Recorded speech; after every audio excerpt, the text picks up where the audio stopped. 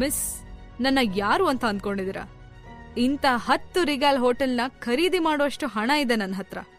I am the famous industrialist, the Akshat Rao.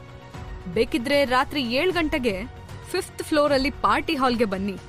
ಬರೀ 1 table ಅಷ್ಟೇ ಅಲ್ಲ, ಇಡೀ ಹಾಲ್ನೇ ಬುಕ್ ಮಾಡಿರ್ತೀನಿ ಅಂತ ಕಾನ್ಫಿಡೆಂಟ್ ಆಗಿ ಹೇಳ್ದ.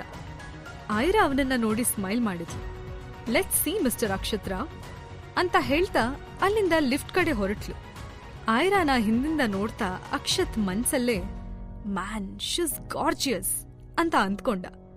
ಇತ್ತ ಲಿಫ್ಟ್ ಏರಿದ ಐರಾ ಮುಖ ಸಡನ್ ಆಗಿ ಸೀರಿಯಸ್ ಆಯ್ತು. ಅವಳು ಏನೋ ಯೋಚಿಸಿ ತನ್ನ ಪಾಕೆಟ್ ಇಂದ ಫೋನ್ ಆಚೆ ತೆಗೆದು ಯಾರಿಗೋ ಮೆಸೇಜ್ ಮಾಡೋದಕ್ ಶುರು ಮಾಡಿದ್ಲು.